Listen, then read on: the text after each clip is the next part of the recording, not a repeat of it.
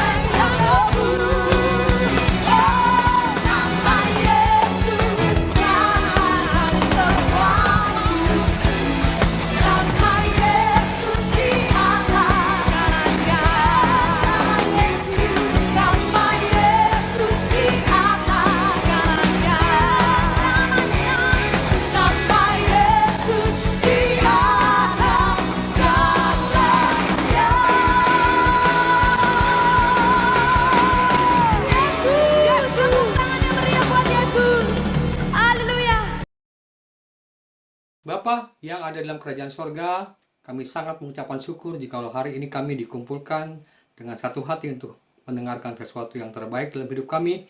Dan kami Tuhan diberikan wejangan tentang firman Engkau yang begitu luar biasa, yang mengingatkan kepada kami agar kami punya kekuatan yang lebih daripada biasa. Biarlah Tuhan di tengah-tengah situasi ini Tuhan, kami menyimpan hati kami, biar roh Engkau yang hidup itu menghidupi dalam kehidupan kami. Dan hati kami dibukakan dengan lebar untuk dapat menerima berkat Engkau yang begitu luar biasa. Kiranya Tuhan firman ini memberikan berkat buat kami. Haleluya. Amin.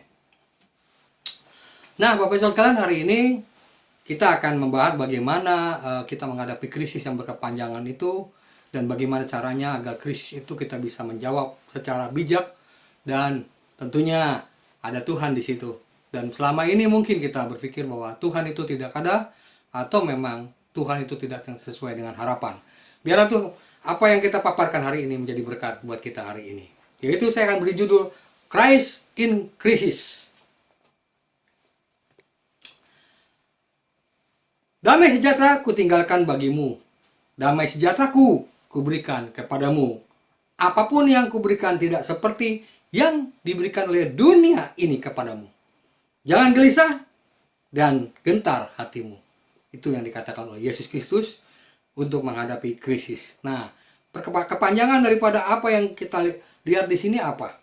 Kita akan lihat bagaimana luar biasanya bahwa di tengah situasi dunia yang serba tidak menentu ini,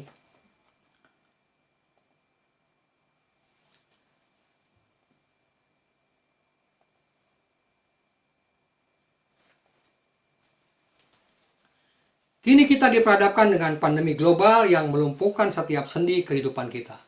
Kenapa saya katakan demikian? Karena pandemi ini bukan pandemi biasa, tapi pandemi yang sangat luar biasa. Tapi dibanding tahun-tahun sebelumnya, kita mungkin melihat begitu luar biasa. Tapi Bapak Saudara sekalian, pandemi ini memang melumpuhkan secara global, artinya seluruh dunia. Krisis tidak hanya terjadi secara multidimensi, tetapi juga sudah menjadi krisis moral tentunya. Kenapa saya katakan krisis moral? Karena situasi ini menyebabkan orang mulai tidak terbuka dengan kehidupan masing-masing. Karena hari ini juga setiap kehidupan kita akan berubah dari hati kita yang percaya kepada Tuhan berubah menjadi tidak percaya kepada Tuhan. Yang tadinya tidak percaya sama Tuhan, artinya yang tadinya percaya dengan Tuhan mulai luntur karena kehidupan manusia sudah mulai tabiatnya sudah berubah. Dan saya bayangkan seperti Sodom dan Gomora. Artinya manusia sekarang sudah tidak takut lagi dengan Tuhan, sudah tidak menghargai Tuhan. Oleh sebab itu situasi ini menghimpit kita, menyebabkan kita melihat Tuhan atau tidak melihat sama sekali Tuhan. Oleh sebab itu krisis ini berkepanjangan sekali. Kenapa? Karena moralitas manusia makin merosot dan apa yang dilakukan oleh manusia kepada Tuhan pun makin tidak jelas. Nah, pertanyaannya, di manakah Tuhan saat dunia ini mengalami kekacauan seperti ini? Di mana Tuhan? Mungkin kita berpikir bahwa Tuhan itu tidak ada. Dan lama-lama, karena beberapa informasi dari medsos atau apa, lama-lama kita berpikir Tuhan itu tidak ada. Kenapa tidak ada? Karena apa yang kita harapkan tidak sinkron dengan kenyataan. Nah, bagaimana kita menghadapi kenyataan? Secara pahit atau dengan nerima dengan hal yang legowo dalam bahasa Jawanya. Nah, inilah kekacauan-kekacauan ini membuat kita berpikir ulang tentang iman kepada Tuhan. Dalam situasi penuh krisis seperti ini, tentunya kita harus punya konteks yang jelas, yaitu ada janji dan pengharapan bagi orang percaya. Ini kita mesti percayai. Mari kita berkaca dalam kehidupan Yesus. Itu yang penting. Kemarin kita melaksanakan bahwa Yesus mati, bangkit, dan naik ke surga. Nah, ini merupakan berkat. Nah, berkatnya seperti apa? Kita akan lihat bagaimana kita bercermin dari kehidupan Yesus dan bagaimana pula supaya kita lakukan apa yang Yesus lakukan di dunia ini dan kita melihat cerminnya. Yang pertama, kita mulai dengan peristiwa kelahiran Yesus Kristus. Pada masa peralihan dari masa perjanjian lama ke dalam perjanjian baru, menurut sejarah, bangsa Israel adalah masa tergelap. Mengapa kan saya katakan masa tergelap? Karena mereka selama cukup lama terhempas dari beberapa saat atau beberapa waktu yang lama sekali. Dari Tuhan menyertai ketika bangsa Israel keluar dari Mesir, kemudian penyertaan Tuhan yang luar biasa, sampai pada saat itu mereka minta raja. Tuhan berikan raja kepada bangsa Israel. Tapi akibatnya apa? Kerajaan itu hancur, kemudian dia minta Tuhan menolong bangsa Israel. Tuhan masih menolong dengan para hakim-hakim, kemudian beberapa nabi. Tapi saudara sekalian, ada hal yang menarik. Mengapa bangsa Israel mengalami sejarah kelam atau gelap sekali? Masa gelap itu berlangsung bukan sebentar, tapi hampir sebanyak 400 tahun lamanya. Ini cukup luar biasa. Kalau satu generasi itu 50 tahun, berarti sudah 8 generasi Bapak Saudara sekalian. Di masa itu Bapak Saudara sekalian. Perhatikan baik-baik bagaimana menderitanya bangsa Israel. Secara gelap pun, sejarah gelap pun terjadi dalam bangsa Israel. Pada masa perjanjian lama Tuhan tidak mengirim nabi-nabinya untuk berbicara kepada bangsa Israel. Seolah-olah bangsa Israel tidak diberi message jelas. Karena di tengah pembuangan itu semua dilakukan oleh orang-orang yang tidak mengenal Tuhan. Dan diperintah oleh orang-orang yang tidak mengenal Tuhan. Dan hanya beberapa bangsa Yahudi atau bangsa Israel yang tercecer. Akibatnya, Bapak Saudara, bangsa Yahudi tercecer di seluruh dunia. Ada yang kulit hitam, ada yang kulit putih, ada yang Asia atau apa. Bapak Saudara, saya tidak memperpanjang. Sejarah membuktikan bagaimana sejarah kelam itu dirasakan oleh bangsa Israel selama 400 tahun lamanya. Israel sendiri pada waktu itu, pada waktu kelahiran Yesus, dijajah oleh bangsa Romawi. Nah, perhatikan baik-baik saudara sekalian. Pada saat dijajah oleh bangsa Romawi, tentunya bangsa Israel juga menginginkan seorang pemimpin, menginginkan seorang raja yang akan membebaskan mereka dari penjajahan orang Romawi. Apakah Yesus bisa membebaskan? Mari kita lihat. Dalam pergolakan politik, hari itu juga kondisinya lahirlah Yesus. Saudara mungkin bertanya, kenapa lahir Yesus? Justru lahirnya Yesus akan menjawab masalah. Justru lahirnya Kristus itu memberikan jawaban yang luar biasa. Dan Kristus hadir di dunia ini punya rencana yang besar. Untuk memberi harapan baru tentunya bagi bangsa Israel. Harapan baru apa? Bangsa Israel mengharapkan bahwa raja ini akan lahir dan menjadi raja dan membebaskan bangsa Israel. Tapi Bapak Saudara, perhatikan baik-baik. Sejarah membuktikan bahwa Yesus bekerja bukan menurut maunya manusia. Tapi dia punya rencana yang besar dari hal ini. Itulah saya katakan bahwa Yesus selalu berada pada saat krisis. Makanya ada seorang pengajar atau di dalam ini dosen besar di Amerika bernama Jim Wallis menulis bukunya berjudul Christ in Crisis. Why we need to reclaim Jesus. Artinya bahwa itulah situasi namanya Christ in Crisis atau double C yang dikatakan oleh Jim Wallis. Jadi, jikalau kita mau menghadapi krisis, jawabannya melewati krisis. Jadi kalau kita mau melewati krisis, Christ in Crisis. Artinya, lihat gambaran Yesus. Itulah saudara dengan saya bisa melewati krisis. Yang kedua, Yesus mengadakan mukjizat pertama di Kana. Apa yang terjadi di Kana? Kita sudah tahu dalam beberapa pengetahuan yang kita lihat bahwa tuan rumah yang mengadakan pesta kehabisan anggur. Nah, hal yang penting, padahal anggur adalah lambang sukacita dan kebahagiaan pesta itu. Jadi itu kebudayaan, itu adalah kebiasaan, adat istiadat pada saat itu. Nah, anggur lambang suatu gengsi atau sukacita kebahagiaan dalam pesta itu. Tak hanya itu, budaya pada saat itu menempatkan anggur sebagai lambang kehormatan tuan rumah. Artinya, tuan rumah itu harus menyediakan anggur yang terbaik dan tidak boleh habis. Jika tuan rumah dapat menyajikan anggur terbaik dari awal hingga akhir pesta, tuan rumah itu akan mendapat kehormatan besar. Bukankah ini disebut krisis kalau tidak terjadi anggur itu terus-menerus? Nah, bukankah sesuatu keganjilan juga bahwa anggur itu berbeda dengan anggur yang permulaannya? Mari kita lanjutkan. Jika tidak menjadi aib yang memalukan dan akan terus dikunjungi masyarakat dan banyak orang, dan seolah-olah untuk budaya orang Yahudi pada saat itu, apabila anggur itu memalukan, artinya habis atau apalah, Bapak sekalian, maka keluarga itu akan diekstradisi, artinya tidak diakui sebagai keluarga orang Yahudi. Itu yang marah, Bapak sekalian. Dalam situasi krisis ini, datanglah ibu Yesus dan minta kepada Yesus agar mengadakan suatu pekerjaan besar terjadi. Dan apa yang Yesus lakukan? Yesus selalu melakukan mujizat pada saat krisis. Yesus selalu mengadakan sesuatu hal yang luar biasa pada saat krisis. Perhatikan baik-baik Bapak sekalian. Air pun berubah menjadi anggur. Jadi, saudara sekalian, untuk zaman sekarangnya adalah anggur perkawinan karena kerap menunjukkan pada pernikahan orang percaya. Pada saat ini Bapak-Bapak sekalian, kita menghadapi pernikahan. Artinya kalau yang sudah menikah menghadapi pernikahan, apa yang kita lakukan dalam pernikahan itu? Dengan kondisi krisis ini, mungkin ada beberapa pemikiran berubah.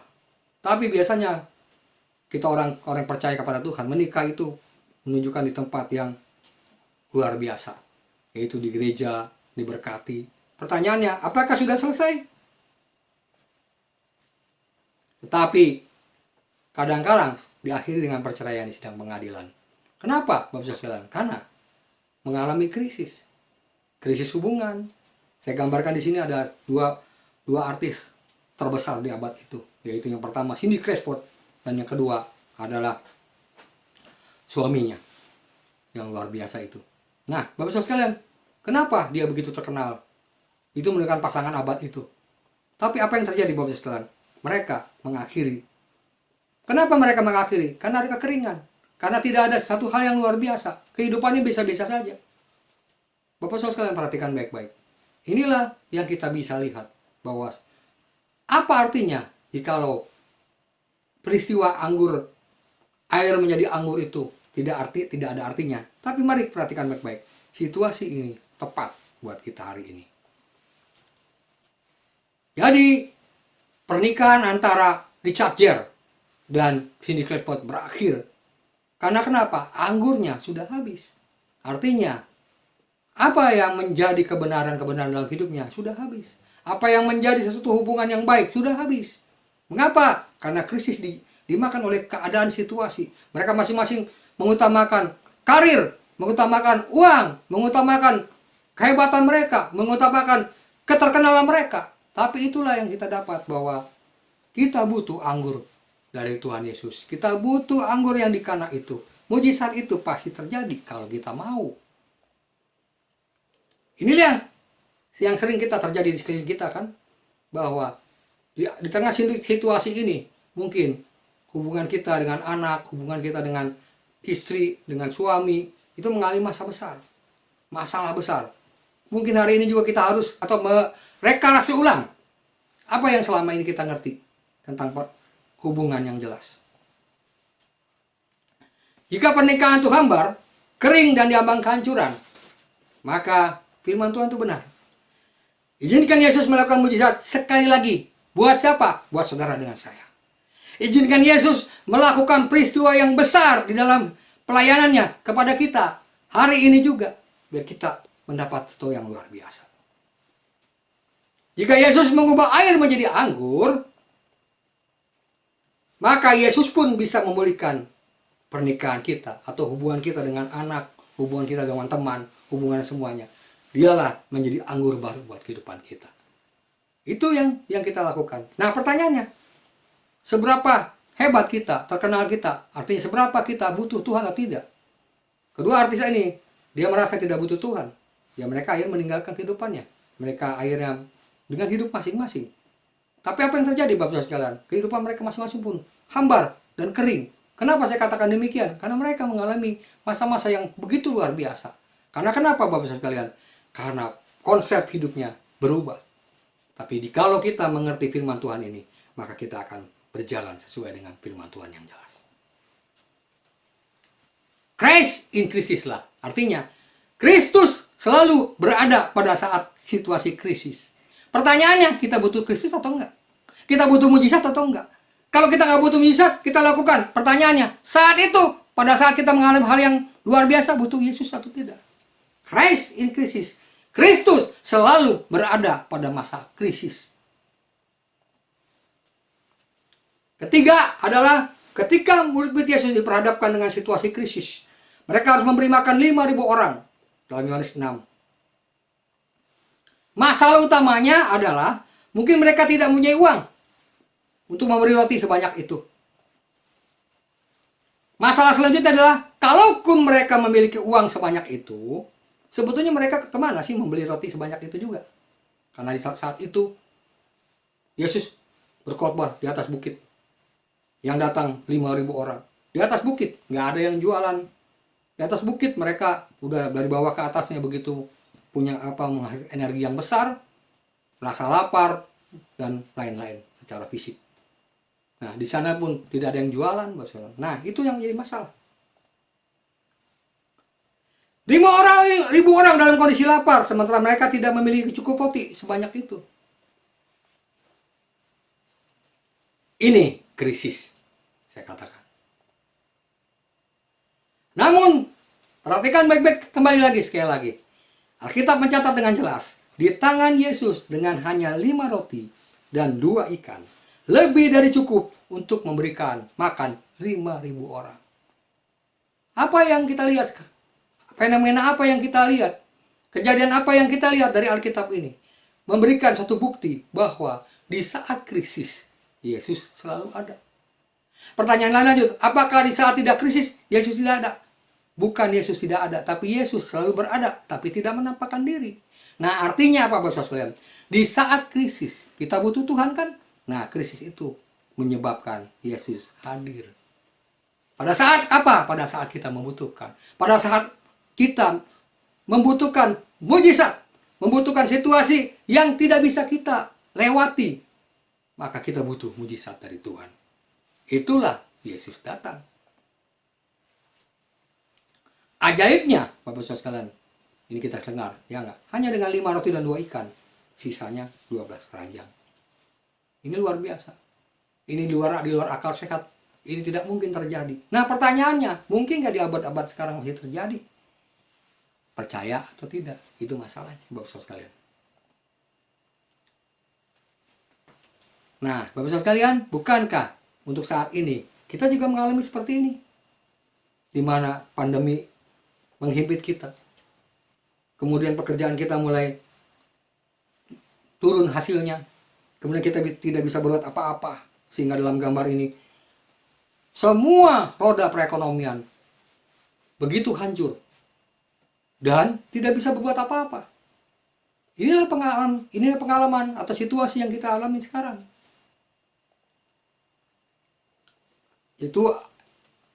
Itulah yang membuat kita tidak bisa berbuat apa-apa dengan ada kebutuhan yang mendesak yang dijawab bukan nanti tapi sekarang. Kebutuhan mendesak apa? Akan sandang, pangan. Bapak Saudara sekalian, akan pekerjaan, akan semua. Dan gambar ini melihat dunia ini sedang sakit. Kenapa? Karena pandemi ini bukan terjadi di negara kita, tapi di seluruh dunia. Dengan pemikiran, dengan situasi, dengan krisis yang sama. Ini luar biasa, Bapak Saudara sekalian. Dan baru abad ini kita merasakan begitu luar biasa. Begitu tidak terduga dan dirasakan sangat melelahkan hati kita. Masalahnya, apa yang di tangan kita cukup untuk memenuhi kebutuhan itu? Coba perhatikan dari gambar ini. Dokter pusing. Antara yang mati sebelah kiri atau kanan, makin lama makin banyak, lebih banyak yang mati. Penanganan makin kurang. Kemudian dalam ilmu kesehatan pun tenaga medis berkurang. Sedangkan pandemi ini terus menggerogoti. Dan kalau kita lihat film-film sebelumnya, Bapak sekalian, sudah hampir setiap hari orang dikubur tuh. Udah nggak sempat lagi peti matinya dibuka, dimasuk, dikubur orang itu, kemudian diambil lagi, terus Bapak sekalian saking sibuknya. Nah, artinya apa? Situasi ini tidak terkendali.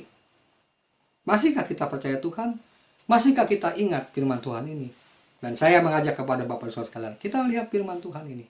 Bukankah relevan dengan zamannya? Di saat krisis di saat krisis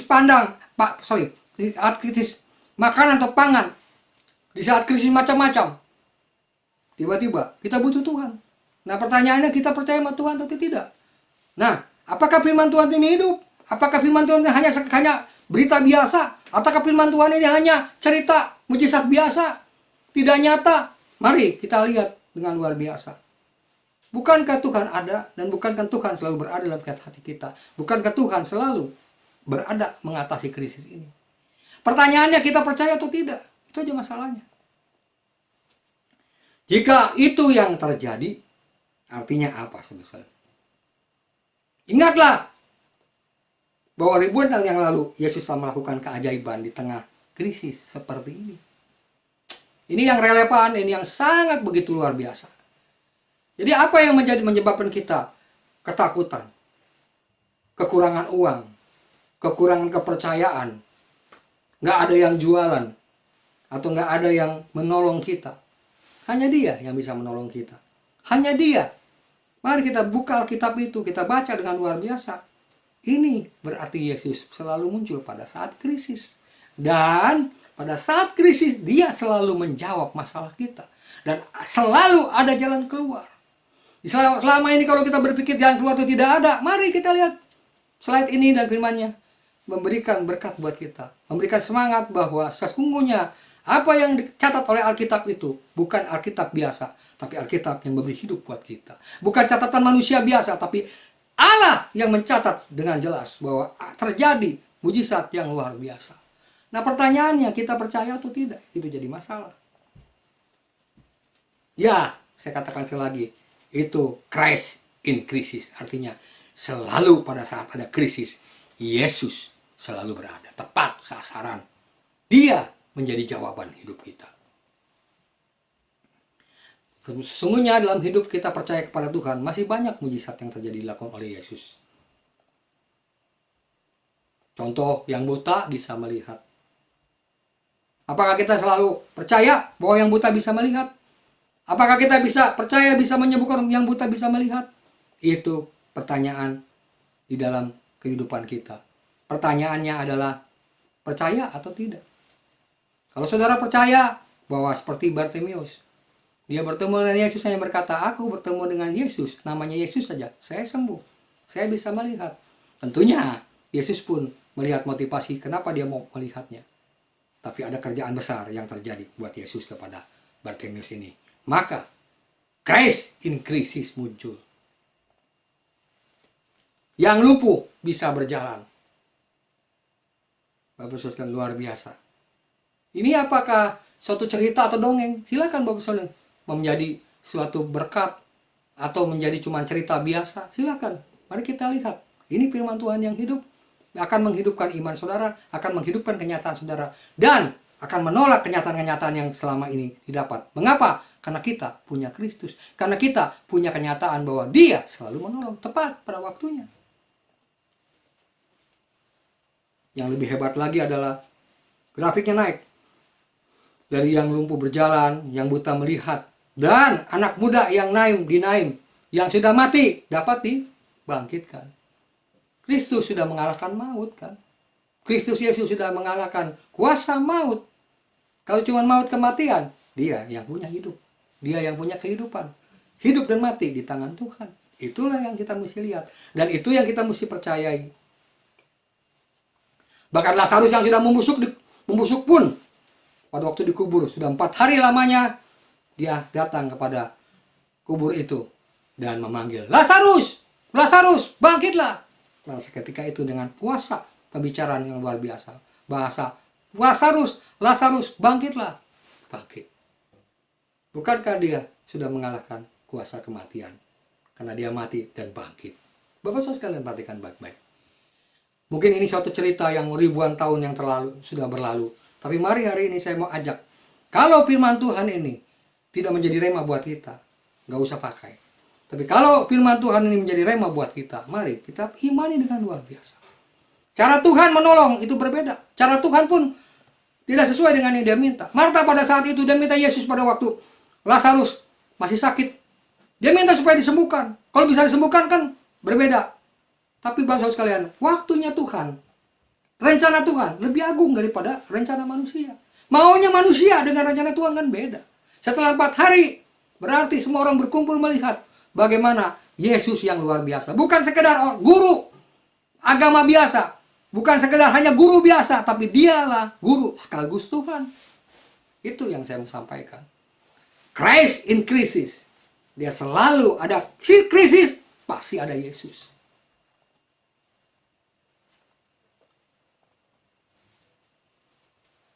Katakan Christ in crisis. Jelas?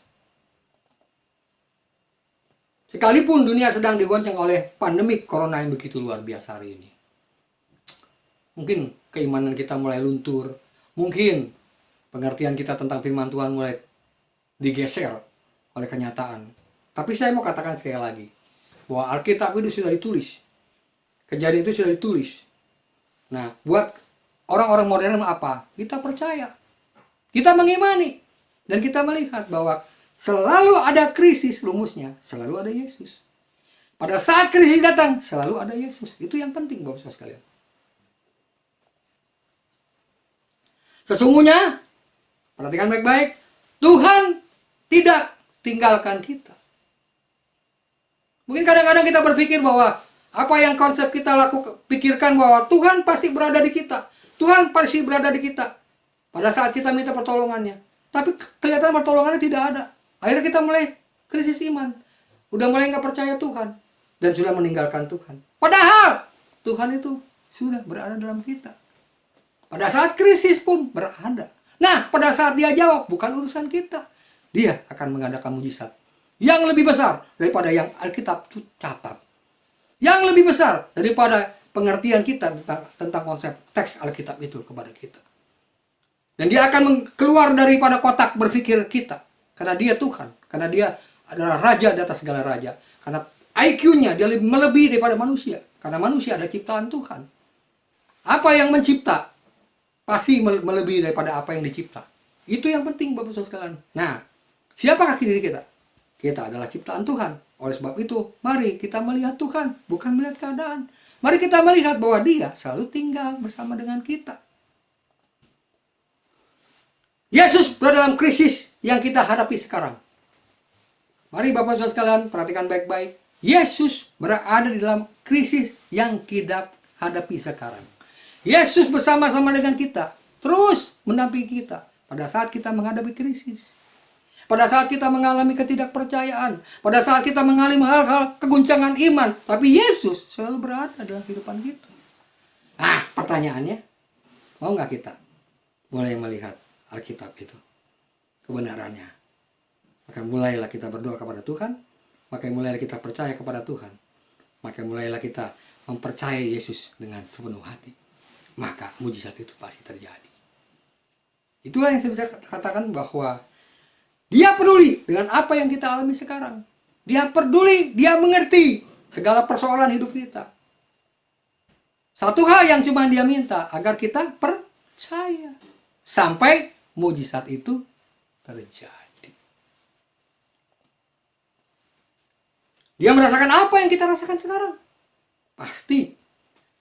Kenapa? Kita selalu pandangannya berbeda. Karena kita gelisah. Karena kita tidak percaya dengan apa yang Tuhan lakukan.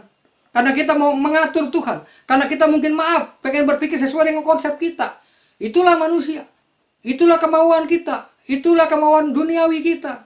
Padahal sebetulnya Dia mendampingi kita. Dari awal kita lahir sampai kita dipanggil pulang pun, Dia menyertai kita. Dalam bentuk apa? Dalam bentuk jawaban-jawaban. Dalam bentuk apa? Dalam kepercayaan kita kepada Tuhan. Kita tak perlu gelisah dan takut. Kenapa? Tidak perlu gelisah dan takut. Karena ada perkataan yang menarik. Karena kita hidup yang dunia kacau ini. Kalau kita hidup di dunia kacau ini, maka pola berpikir kita akhirnya dipengaruhi kondisi dunia ini. Maka kita lupa dengan Sang Penciptanya. Maka kita lupa dengan apa yang Yesus ajarkan di dalam Dia hidup selama 3,5 tahun itu. Dan kita tidak bisa mengimani. Kenapa? Karena kita selalu melihat dunia ini. Coba perhatikan baik-baik gambar ini. Bahwa bukankah situasi ini adalah bisnis besar yang manusia yang sangat tamak. Atau manusia yang begitu sangat ingin menguasai dunia ini. Dan saya lihat di medsos kan, saya tidak perbanyak cerita. Begitu terombang-ambing kita dengan beberapa teori-teori yang menyebabkan kita pusing 7 keliling. Dan seolah-olah bimbang mulai percaya dengan hal-hal yang tidak jelas itu. Tapi saya mau katakan sekali lagi, kita mau kembali kepada Alkitab. Kita mau kembali kepada kebenaran Alkitab. Biar kebenaran Alkitab itu membimbing kita. Dari yang tidak bisa kita pahami, menjadi kita pahami. Kenapa? Roh Kudus itu, ketika Yesus naik ke surga, bahwa wakil daripadaku, bukan aku lagi, tapi biar Roh Kudus itu akan memberikan kekuatan. Murid Tuhan Yesus pada saat Roh Kudus dicurahkan di loteng Yerusalem. Mereka begitu berapi-api memberikan kabar sukacita. Sehingga mereka pun tidak takut mati lagi. Saya hari ini juga sedang menyelidiki. Kenapa mereka tidak takut mati? Karena Roh Kudus bicara dengan luar biasa. Kenapa Roh Kudus bicara dengan luar biasa? Karena Roh Kudus mengetuk hati kita. Mulai melihat bahwa takut dan gentar itu sebetulnya tidak beralasan. Yang penting adalah kita iman percaya yang luar biasa. Sehingga Petrus pun yang tadinya sudah mengkhianati Yesus, dia ingat bagaimana Yesus menolong dirinya. Dia ingat bagaimana dia begitu luar biasa. Sehingga Petrus pun ketika mendapat Roh Kudus, yang lumpuh bisa berjalan, yang timpang pun, Bapak Saudara sekalian, bisa langsung berjalan, yang matanya buta pun bisa langsung melihat. Mengapa? Karena dia mempraktekkan. Roh Kudus bekerja dengan luar biasa. Dan 3.000 orang pada saat dia berkhotbah bertobat. Mengapa saya katakan demikian? Karena kuasa yang diucapkan oleh Petrus itu menghasilkan perkataan-perkataan ajaib yang luar biasa. Mendorong manusia untuk melakukan sesuatu yang luar biasa juga. Di luar daripada pemikiran dirinya. Di luar daripada dari hal-hal yang selama ini mengacaukan hidupnya. Bukankah dunia seperti ini, Bapak sekalian? Mengacaukan cara berpikir kita, mengacaukan iman kita, bahkan Bapak sekalian, menguasai hidup kita dengan segala kekacauan yang ada hari ini. Sebab dia akan memberikan, itu yang penting, damai sejahtera dalam hidup kita. Kalau kita selama ini hidup dengan pandemi corona ini, seperti lihat perahu in the world, hidup kita tidak ada damai sejahtera. Tapi perahu ini kita pindah, life with Jesus, maka ada damai sejahtera, ada kedamaian, karena dia punya hari esok. Itu penting Bapak sekalian. Tetaplah tegar di masa sukar. Saya katakan sekali lagi, tetaplah kita tegar bersama Yesus melakukan perkara besar di saat kita harus tegar di masa yang sukar. Christ in crisis. Haleluya, Tuhan memberkati. Amin. Mari kita akan tutup ibadah kita. Mari kita menyanyikan lagu Terima Kasih Yesusku. Terima kasih Yesusku buat anugerah yang kau beri. Sebab hari ini Tuhan adakan syukur bagimu.